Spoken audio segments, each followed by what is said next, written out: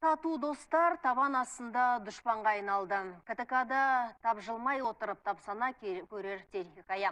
Арадағы араздықты жою үшін балаларын атастыран қос жігіттің ендігі қарым-қатынасы ұрпақтарына байланысты болмақ.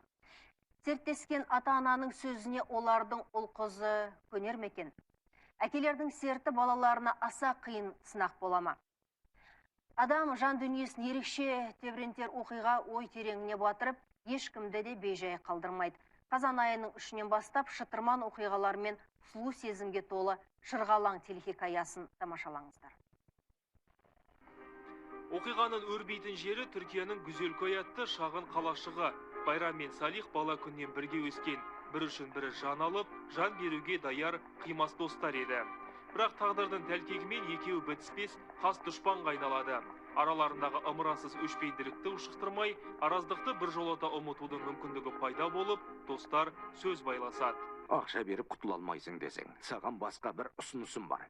Сенің сұлу қызыңды менің кіші балама атастырып қояйық. Екеуін атастырып қояйық. Сонда мен де аразабынан құтылам. Сөйтейік, Салих. Бауырым, келісіміңді бер.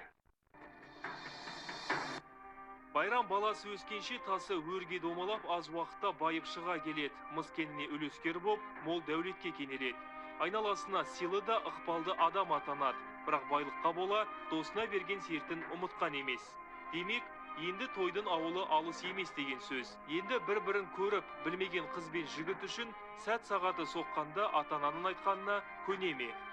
Келем екеуміз бір қызды айттыруға барамыз. Мен де сол туралы сөйлесейін деп едім. Уақыты келді, берген уағдамызды бұзбай. Қыздың үйіне барып құда түсеміз. Қалыңдығың сені күте-күте шаршады. Бұл айтқаным болмайды әке. Таңертең бәріне құтты болсын айтқан соң жолға шығамыз.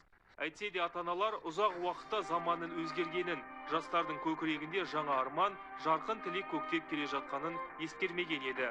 Сөйтіп тартысқа түскен тағдырлар небір шым-шытырық оқиғалар аясында одан әрі шиыршық атып, шиеленісе түседі. Айғай-шу шығармасаң рахмет айтар едім.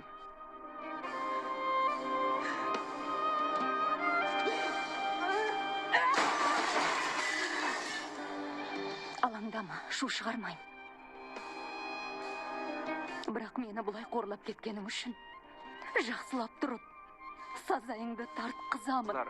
Дүйсенбі мен жұма аралығында сағат 19:00-де Шырғалаңды көріңіздер.